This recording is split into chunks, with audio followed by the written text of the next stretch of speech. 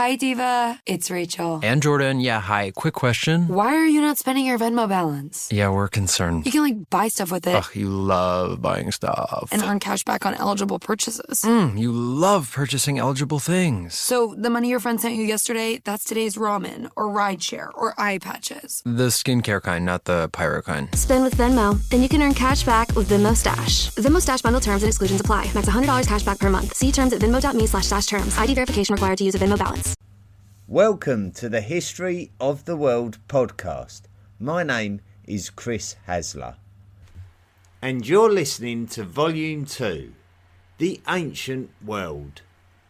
This is episode 14, The Pyramids.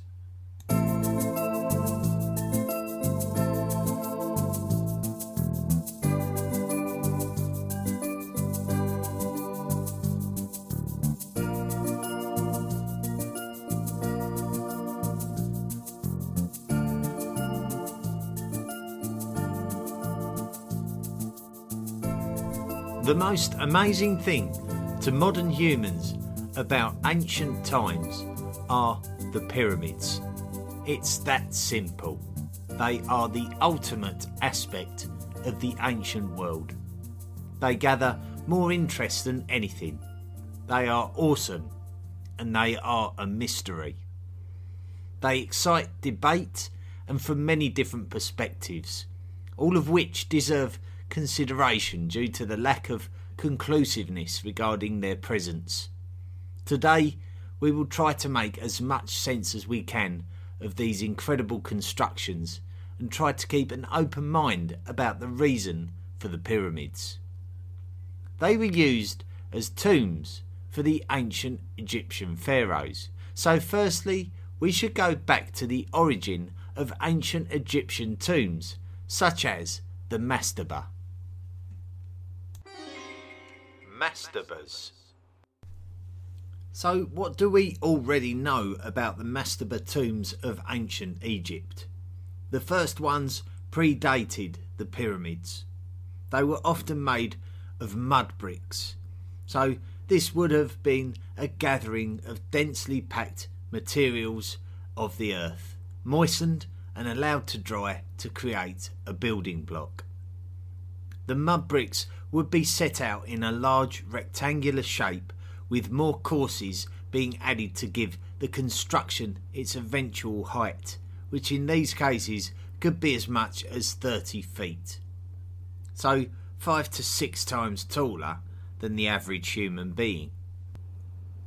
The body of the pharaoh could typically be stored in the depths of a deep chamber. There appears to be a definite desire to preserve the body for as long as possible.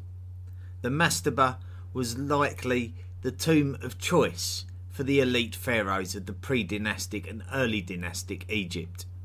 So we're talking from sometime in the 4th millennium BCE and certainly for the first 3 or 4 centuries of the 3rd millennium BCE. This is around 5,000 years ago. The mastabas themselves had sloping sides, so you could argue that the mastaba could be perceived as the shape of an unfinished pyramid. Mastabas didn't stop being produced in the later age of pyramids, but they were built for certain members of the nobility only. It absolutely does appear that one very important aspect of Egyptian burials was that the body was preserved as well as possible. This would be more difficult when the pit graves of the pre-dynastic times changed into the mastaba tombs, where the body would not be naturally protected by the sand in the pits. So Egyptians attempted to take measures to preserve the body, and this would be the origins of mummification. The mastaba would traditionally have different rooms incorporated into its design. Of course, there would be a room where the sarcophagus would be placed, which would contain the body at rest. Other rooms may serve as chapels or storerooms where friends, family and associates would be able to bring offerings such as food which would aid the body in its survival in the afterlife. Other rooms may contain personal belongings and artefacts, and we would maybe have seen more of these things had many of these tombs had not been raided in later years. The Step Pyramid of Giza. Once again, in episode 12, we introduced what we believe to be the earliest pyramid constructed at Saqqara, the Step Pyramid of Giza. Giza is often referred to as the first pharaoh of the Old Kingdom of Egypt. Alongside his trusted vizier and expert architect Imhotep, Giza had ambitions of creating something much more special than the mastaba tombs of previous pharaohs. It isn't completely clear why Imhotep designed a pyramid, but the Step Pyramid of Giza is described as a construction of mastabas, one on top of the other, in decreasing sizes. Now, the only thing that we have seen which is similar to this are the late 3rd century ziggurats constructed by the Mesopotamians. The most elaborate ziggurats are buildings constructed on top of each other in decreasing sizes. The Step Pyramid does not look like a ziggurat. Ziggurats look more like a residential or administrative building than a pyramid, which looks like an aesthetic temple. The pyramid is also a very basic geometric shape. Like the ziggurats of Mesopotamia, the Step Pyramid of Giza was built as the central feature of a spiritual complex. This complex had an outer wall with a number of false doors. Now, we find a lot of false doors on pyramids and mastabas, which are said to be so that the spirit of the deceased can come and go from the tomb. But also these fake doors that we find on the wall of the entire complex would have been incredibly frustrating to anyone trying to raid the complex. The Step Pyramid was built at Saqqara and is thought to have been constructed using stones that were once part of another monument. It is also believed that it may have started out as a mastaba before a decision was made to elaborate on it. It's believed to have become the tallest man-made structure in the world, surpassing the Tower of Jericho, which was mentioned way back in episode 17 of Volume 1. Snefru's Pyramids. Snefru was a 4th dynasty pharaoh who we mentioned in episode 12 on the Old Kingdom. Giza is thought to have been around during the 27th century BCE, and Snefru may have lived within 100 years of this. Snefru is known for his campaigns into Nubia and Libya to try to expand the influence of the Old Kingdom of Egypt, but he embarked on the next stage of pyramid building which would outdo Giza and his vizier Imhotep. We have to travel a bit further south from Saqqara to find the work commissioned by Snefru. The first pyramid of interest is at a place called Maydum. The pyramid at Maydum appears to be a step pyramid, very similar to the Step Pyramid of Giza at Saqqara. However, there does appear to be a genuine attempt to try and convert this into a true pyramid by using the Step Pyramid as a kind of inner structure. It appears that over time the Pyramid of Maydum has fallen into ruin, as the uppermost steps appear to now be missing. It still stands taller than the Step Pyramid of Giza in its ruined state, but at its estimated true height it could have been as tall as 90 metres, which is 1.5 times the height of the Step Pyramid of Giza. The Pyramid of Maydum looks like a step pyramid now, and due to its ruined state it has also been referred to as a false pyramid. Snefru is something of an enigma in Egyptian history. He referred to himself as the perfect god, which seems to point towards a belief during the Old Kingdom that the pharaohs regarded themselves as living deities, but Snefru has a bit more about him than the other pharaohs. Never before was there such vigorous pyramid building. Snefru's pyramid at Maydam was the best one ever, and in a completely different location than the traditional ones such as at Saqqara.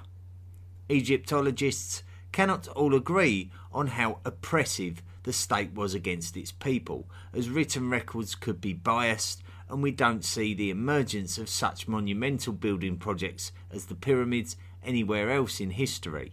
So what kind of dynamics would have had to have existed in everyday Egyptian societies for such wonderful things to have happened? We may have to look further into the other pyramids to look for clues to answer this. Snefru could possibly have abandoned the Pyramid of Maydam to construct pyramids at an alternative location further north and comparatively close to Saqqara again, at a place called Dashur, and it is here that we find two fascinating pyramids. The first one worth discussing is called the Bent Pyramid. It has this name due to the fact that its edges initially rise from the ground at an angle of 55 degrees, and then at around halfway up it changes to a flatter 43-degree angle, which gives it a unique look. Some argue that this was a deliberate design. However, there does appear to be some fundamental cracks that indicate pressure stress, possibly caused by the weight of its own structure, and the solution may have been to stop building at a halfway point and change the plan. Even with this alteration in design, the Bent Pyramid would have been higher than a completed Pyramid of Maydam, and therefore the new tallest man-made structure in the world. However, yet another pyramid was built, and this time it was built very close to the Bent Pyramid. This pyramid was built at a 43-degree angle from its base to its peak, and therefore it is the first example of a well-built, traditional-looking Egyptian pyramid. This is called the Red Pyramid, marginally taller than the Bent Pyramid. It's called red due to the red hue of the local limestone. The internal chambers of these pyramids suggest that either there was an older structure and that the Red Pyramid was simply built around this structure, or that the stones were imported from an older structure that existed elsewhere. Why did Snefru build so many pyramids? We're not completely sure. Perhaps he was building pyramids for multiple pharaohs. It has been suggested by Egyptologists that Snefru had no regard for other pharaohs due to the fact that he titled himself as the perfect god and chose to build his pyramids away from the traditional royal Egyptian tomb sites.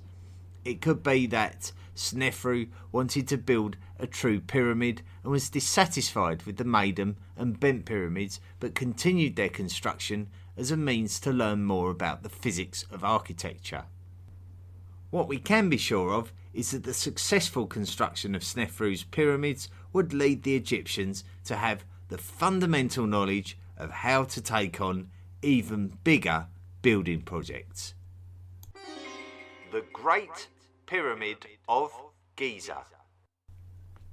During the 26th century BCE, a new pyramid was built at a site called Giza, which was further north than Dashur and Saqqara.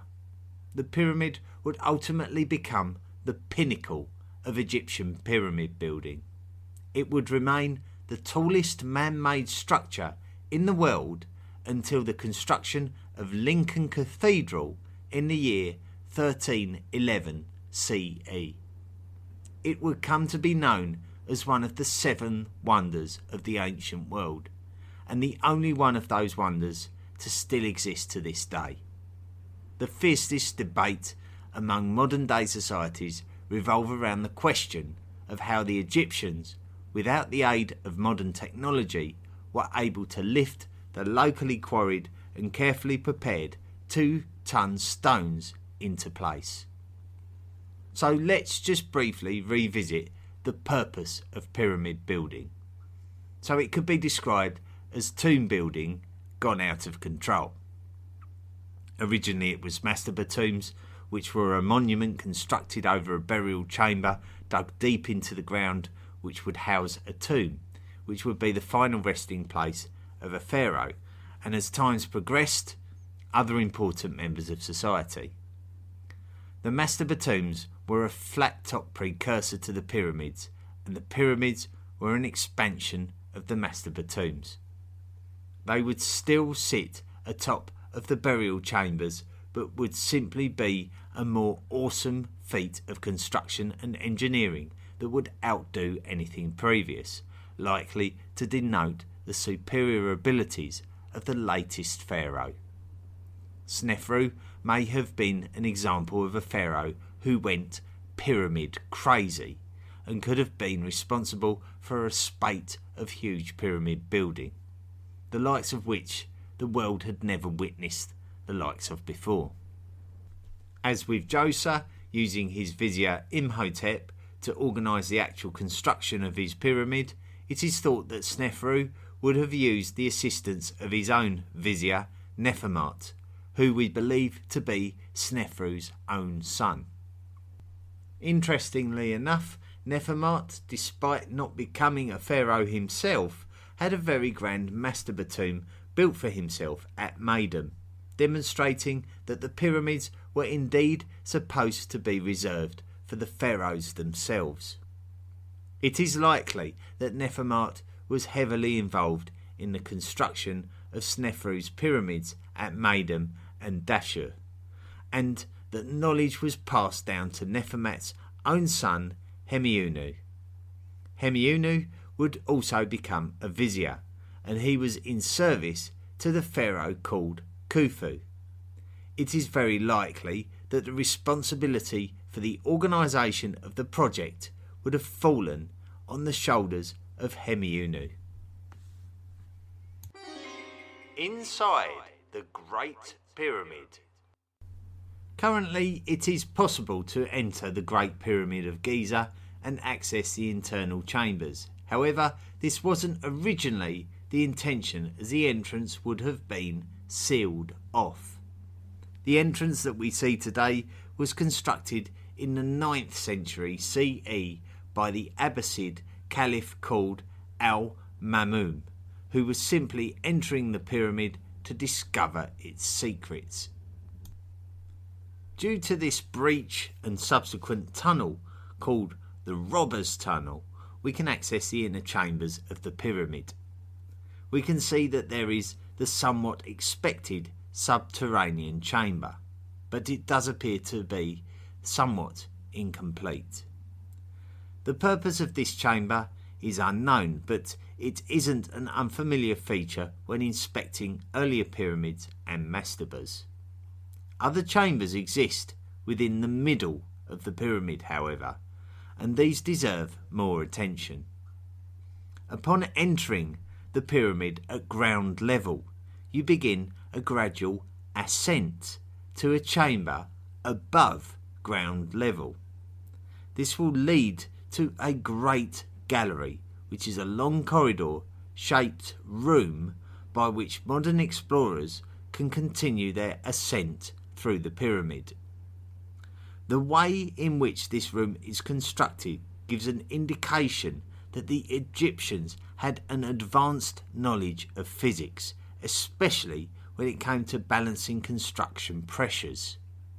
This demonstrates a great deal of mathematical and logistical knowledge, quite possibly aided by lessons learned from the problems encountered when constructing the bent pyramid.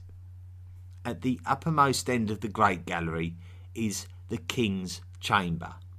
This can be considered to be quite humble by comparison to some of the chambers in other pyramids. The walls are blank, and the sarcophagus is not decorated or finished with the same degree of effort as those found elsewhere. The walls are built with granite, and the construction appears to be very precise. So it was important that good quality material was used and that the architectural accuracy was vital. So although some of the features of the chamber may indicate a bit of a rush job, it is clear that the physical construction on the whole was very careful and considerate. There are chambers directly above the King's Chamber, which some have hypothesised could even be built to alleviate physical pressures on the King's Chamber, preventing an internal collapse, although this is just pure speculation. There is also a Queen's Chamber, which is accessed via a lower tunnel. The physics of the Great Pyramid.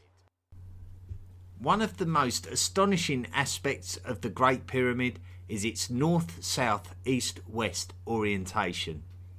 It could just be cast away as something which is coincidental, but the accuracy of this orientation is impossible to ignore. It is pretty much spot on. The fact that Snefru's Red Pyramid also shows accurate alignment demonstrates that coincidence is not a possibility. These pyramids were constructed with a desire for them to face true north, as the entrances were often on the north face. Modern experiments have demonstrated that by using upright pillars, you can track the shadows at the equinox and determine an accurate east to west line. Egyptians would have undoubtedly understood the solstices and equinoxes. The solstices are the days of the year when daylight lasts for the longest and shortest periods, and the equinoxes were the midpoints between the solstices when day and night take an equal 12 hours each. We know that the Egyptians understood these natural phenomena because all successful agricultural societies would have had to develop a deep understanding of the seasons, and the solstices and equinoxes were the start and end points for all of this understanding. We are not saying that this is actually how the Egyptians did it, but we are merely demonstrating that the Egyptians had an understanding of their surroundings enough that obtaining this kind of accuracy should not surprise us too much. It is possible to determine true north by simple observations of the night sky, as the stars each night will revolve around a central point, which can also be measured and used, and also would have been quite fascinating to the Egyptians. Muology is a very modern technique of using some of the tiniest known physical particles of the universe, called muons, to read the relative densities of large objects. This type of science has been used on the Great Pyramid of Giza, and there has been a very interesting result. A little higher up and a little closer to the north face of the pyramid from the King's Chamber, muology has detected a large open space within the pyramid. Could this be yet another chamber? Nobody knows for sure, as it's impossible to access this area, which has been tentatively labelled as the Big Void. Some have suggested that it is purely another open area constructed to provide less stress or pressure to the pyramid as a whole, preventing the cracking of stones or the collapse of the structure. What if this big void contains secrets and treasures that would completely alter our understanding of this fascinating era of our history? There are some who find it difficult to accept that known human intelligence alone was enough to construct the Great Pyramid of Giza, and that there are a lot more aspects of the Great Pyramid of Giza that point towards a greater energy being behind the construction of this monument. It is suggested that the height of the pyramid and indeed its location are no coincidence, and that the location of the King's Chamber within the pyramid is also not by chance alone. Some believe that the physics and geometry of the Great Pyramid of Giza is directly relative to the physics and geometry of the entire planet. Whilst this must seem like a very far out conclusion to draw, there are many respected individuals who have gone to great lengths to prove the mathematics of this claim. A sceptical, fence-sitting agnostic like myself is always going to find it hard to accept such theories. However, any theory with any semblance of foundation must be listened to, even if, at the very least, it should be interesting, even if it is unbelievable. I always recommend the lectures and works of Graham Hancock, the British writer born in 1950. We mentioned Graham before when discussing the Anatolian megalithic temple of Göbekli Tepe, which was built 7,000 years before the Great Pyramid of Giza. And Graham believes that all of this may point towards an undiscovered society of advanced intelligence that predates the Egyptians and is yet to be discovered. If it is discovered that there was a prehistoric society with highly advanced intelligence and astrophysical understandings, then I will surely have to scrap Volume 1 of this podcast and start all over again. The building of the Great Pyramid. So let's get on to one of the most important questions that everybody asks when discussing the Great Pyramid of Giza. Exactly how was it built? At this stage, I want to tell you that I am about to uncover the secrets of how this pyramid was built. I want to, but I'm not able to. However, I will attempt to explore the most listened to theories relating to it. We will look at who built it, with what, and how it was built. There does appear to be a vague mainstream feeling about how this pyramid was built. The one that we should initially reinforce with confidence is that the Egyptians didn't wake up one morning and decide to build this pyramid. The project was a continuation of a pyramid building society using all of their wealth of experience and knowledge to move on to the next great project. Egyptians knew how to build pyramids. The Great Pyramid of Giza was built with locally quarried limestone. It is important to state that potentially all of the limestone may not have been quarried as new and as one project. And what I mean by this is that there is evidence of Egyptians deconstructing buildings to rebuild new ones. So potentially there is a possibility of some of the limestone already being at Giza as part of a different building. The importation of the limestone would have been a monumental task, and this could have been done in a number of ways. The Egyptians could have used logs underneath the limestone blocks to convey them along the ground, but it is also suggested that the surface of the sand being moistened in order to create a slick surface would require less strength to pull the limestone blocks along. Also, we have visions of large teams of people pulling these blocks with long ropes, but there is also no reason why beasts of burden, such as oxen, were not a part of the process. Personally, I also do not disregard the possibility of the use of wheeled transport. Even though we have absolutely no evidence of wheeled transport existing in Egypt this far back in the country's history, wheels were certainly emerging in other parts of the world this early, as we understand chariotry existed in Mesopotamia during this period. For us to believe that these great mathematical and geometric minds that could actually build a pyramid would not have had the ability to recognise the potential of a simple circular object on an axle being a good means of transport is hard to believe. However, I stress that this is a personal feeling based on other evidence, and there is little or no direct evidence of wheel use in the construction of the pyramids. There is a good theory of the use of ramps which garners a good degree of popularity. Ramp building was a good solution to problems of height, and we certainly have seen ramp building as an ancient solution to breaching the walls of a city in the story of the Siege of Lachish, which we explored in episode 8. But I must state though that this was not the work of Egyptians, and was over 1,000 years later, but it does show that ramps were not out of the question. Jean-Pierre Houdin is a French architect who was born in Paris in 1951. When studying the methods of construction of the Great Pyramid of Giza, his name is frequently mentioned.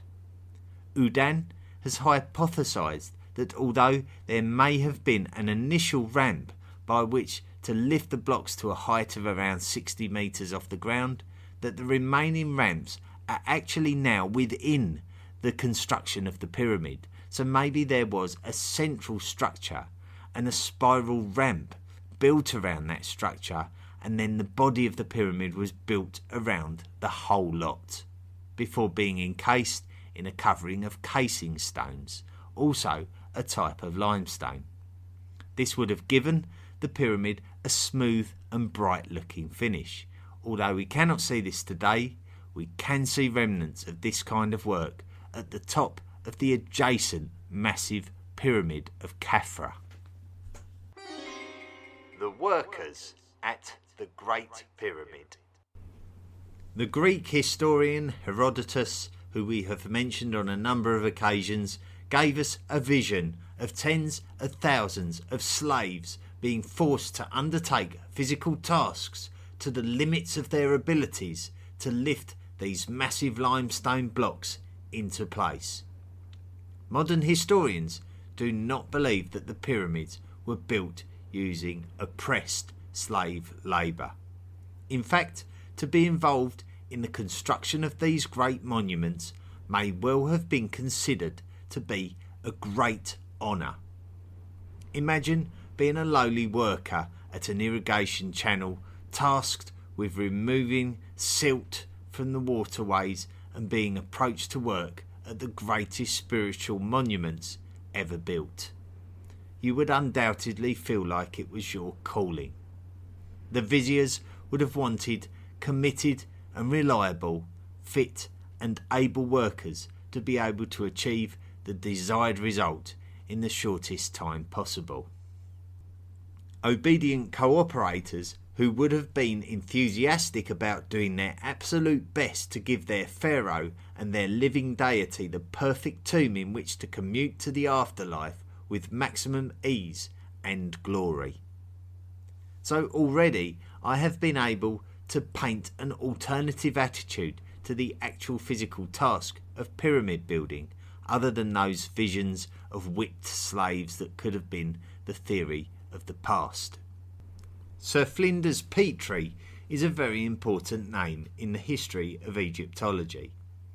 He was a British archaeologist born in London in 1853, and his work in the archaeological field is respected much like that of Sir Leonard Woolley, another British archaeologist that we mentioned in relation to his work at the Mesopotamian city of Ur. We spoke of him way back in episode 3. Sir Flinders Petrie worked in an age where radiocarbon dating had not yet been developed, and so developed an archaeological expertise in dating artefacts based on the type of pottery that was in the same sedimentary layers. Sir Flinders Petrie was working at a Middle Kingdom pyramid site called Lahun when he found the remains of a labourer's encampment. So this suggests that individuals were brought in to live and work at the complex itself, maybe even held captive. However, the Middle Kingdom, as we have discovered, was a totally different age to the Old Kingdom, when the Great Pyramid of Giza was built. 100 years after Petrie's discovery, the grave pit of a labourer was discovered at Giza. The labourer had been laid to rest very carefully, and with offerings of bread and beer. Animal remains found near the labourers' encampment demonstrate that the labourers had a good meat-rich diet, so they were actually well-respected workers going against the theory of oppressive slave labour. Graffiti on the blocks used to build the pyramids demonstrates a team ethic among the labourers, which demonstrates that there was literacy among the workers. One particular graffiti written by the drunks of Menkaure evoked thoughts of a good atmosphere at the end of the working day as the workforce sat together eating meat and drinking beer. It was probably a good experience, even though it would have been hard graft in the desert sun. The Giza Necropolis. The drunks of Menkaure were probably responsible for building the third biggest pyramid at the Giza Necropolis. The Pyramid of Menkaure is about half the height of the two larger pyramids and is distinguishable by the deep gouge visible on one side, caused by a failed attempt by the Ayyubids to dismantle the pyramid during the 12th century CE. Menkaure was the son of Khafra, for whom the Pyramid of Khafra was built. We mentioned this pyramid earlier in the podcast as the one that had retained some of its casing stones at the top, making the pyramid look quite distinctive. Interestingly, the Pyramid of Khafra is built at an angle of 53 degrees, which is almost the same angle as the lower portion of the bent pyramid. So maybe by the time of the construction of the Pyramid of Khafra, the builders had learned enough about how to limit pressure in such tall structures in order to prevent a later collapse. The other great monument possibly commissioned by the pharaoh Khafra was the Great Sphinx of Giza. The Sphinx is a mythical creature with the body of a lion and the head of a human, and in the case of the Great Sphinx, it is thought to have the face of Khafra himself. You could possibly devote an entire podcast to the theories relating to the Great Sphinx alone. Was it built before or during the construction of the Pyramid of Khafra? Was it even built for Khafra? Was it even built in his lifetime? What we do know is that it is there, carved out of the limestone bedrock, with the carved limestone being used in the construction of the Pyramid of Khafra, and it represents the most astonishing ancient sculpture. Khafra's father was Khufu, and it is the pharaoh Khufu who we believe was the pharaoh for whom the Great Pyramid of Giza was built. The three pyramids of Khufu, Khafra and Menkaure have a very strange similarity in their layout to the three stars of the belt of the constellation of Orion, which has excited debate even more regarding the pseudo-scientific theories regarding the possibilities relating to the layout of the necropolis. I can't say whether this was done deliberately or not, but the similarity is a little uncanny. Later pyramids. Pyramid construction continued after Giza, but it would never reach those dizzying heights again. Other Old Kingdom pyramids were typically built at Abu Sir and Saqqara and were generally between 50 and 60 metres in height, less than half the height of the giant constructions at Giza. Pyramid building appears to have been abandoned after the disintegration of the Old Kingdom. There was no centralised Egyptian identity during this first intermediate period, so therefore no almighty living deity pharaoh for whom to build an impressive structure. However, with the emergence of a new Egyptian kingdom in what we refer to in the modern age as the Middle Kingdom of Egypt, even though the pharaoh's absolute rule would have been much less absolute than the pharaohs of the Old Kingdom, the Middle Kingdom pharaohs had a desire to bring back the glory days of pyramid funerary complexes. But this time the pyramids were made from mud bricks as opposed to limestone. These Middle Kingdom mud brick pyramids have not survived the test of time well. And if we look at examples such as the Black Pyramid built at Dashur near to the Bent Pyramid and the Red Pyramid, it does just look like a dull ruin, and you would walk straight past it in order to look at the Old Kingdom structures. There are many examples of ruined Middle Kingdom pyramids, and undoubtedly they would have looked impressive at the time. Maybe even as impressive as the Old Kingdom pyramids, but it is difficult to get away from the sense of a desire to imitate an incredibly wealthy, pious, unified and organised culture, and that those days were gone. The legacy of the Old Kingdom pyramids has stayed until the modern age, whereas the legacy of the Middle Kingdom pyramids has disappeared. At the start of the New Kingdom of Egypt, a kingdom that we have not yet explored, we find that the pharaoh Ahmose I commissioned the construction of a pyramid at the Upper Egyptian location of Abydos during the 16th century BCE. It is believed that it was constructed to be a monument as opposed to a tomb, and all that remains now is a mound of rubble. The pharaohs of Egypt didn't bother with pyramids anymore, as they chose to be buried in royal tombs such as those discovered at the famous Valley of the Kings. The age of the pyramids was over. Next time we will be looking more closely at this emergence of a new power in the Egyptian lands again, as we explore the story of the New Kingdom. Thank you very much. Once again, it was a long episode this week. I apologise, but then again, with the pyramids, it's very, very difficult to put in a small episode for this one. It's a major part of history and it's a major talking point, so it was necessary to overrun a little bit to get as much information in as possible. Now, as I've mentioned on many occasions, you can contact the podcast. We have a presence on Facebook and on Twitter. The Facebook page is History of the World Podcast, and the Twitter handle is @HotWorldPodcast. We have people who have got in touch through Facebook, as we often do.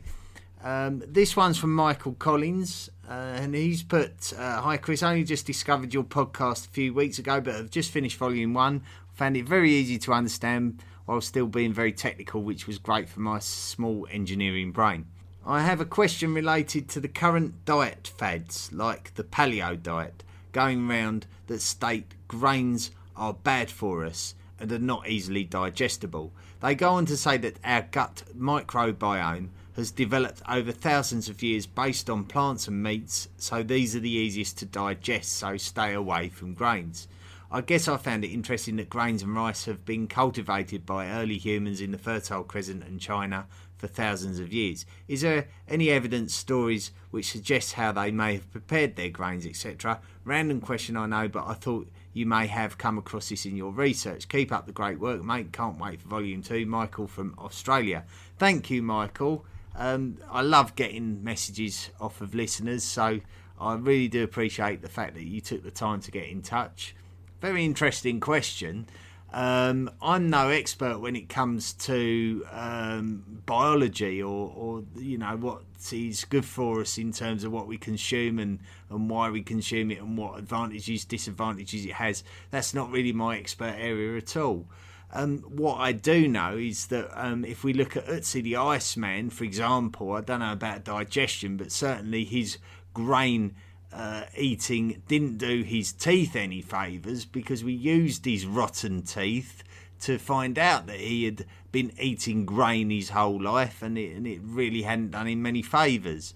From a digestion point of view, I'm not totally sure, to be honest with you. I mean, humans have threshed and broken down their grains for many thousands of years, certainly since the Neolithic, and probably before that.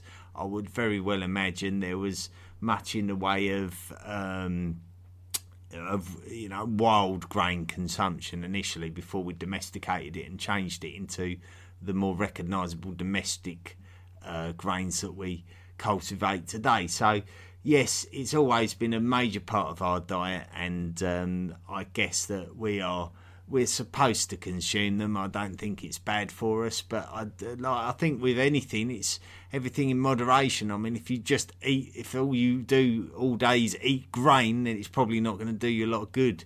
I've always been told a nice balanced diet, good square meals, and that's what's good for you. Plenty of vitamins, and you're all right there. So my advice is don't spend your whole life eating grain. Have a good balanced diet, but grain is probably not going to kill you.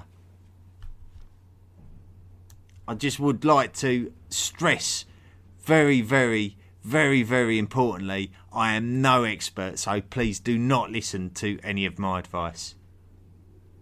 Also received a message from Stuart Ballingall, who is from here in the UK. He says, "Hi Chris, I'm really loving the podcast at the moment. Just finished the Göbekli Tepe episode, so still got a way to catch up. I do sound designer and audio editing as part of my day job. Wonderful. And have been thinking about getting into podcast production for a while, and just wanted to say if ever you need any help with production editing side of your podcast, give me a shout and I'll be happy to see if I can help in any way." Stu, thank you very much. A very, very, very kind gesture, a very kind offer. I'm not really sure, to be honest with you. I'm no expert when it comes to being a sound engineer at all. I just bought a reasonably decent quality microphone, rigged it up to my laptop, and started making podcasts using Audacity as an editing suite. It's a good free editing suite, so it's relatively inexpensive to set up. I think the only thing I really did invest in was a good quality microphone.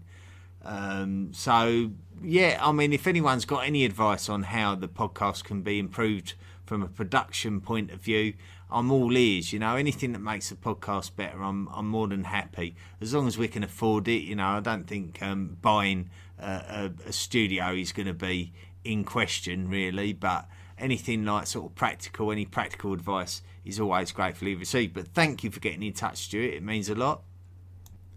I got sent a message by Seacoast Daily on Twitter, and it just says, "Just found you on Spotify and can't wait to start at the beginning." Yes, we've built up a good library of podcasts now, so all of a sudden, we're only a couple of months away from our first year completed, and we've got how many podcasts now? 14 in Volume 2, 24 in Volume 1, so we've got 38 podcast episodes now. It's growing all the time. I have to dish out a thank you once again to Ryan Stitt from the Ancient Greece podcast, History of Ancient Greece podcast. Always promotes the History of the World podcast and recommended it as well this week, and really appreciate your support, Ryan. And likewise, I've put you on the recommended podcasts on the History of the World podcast web page on the website.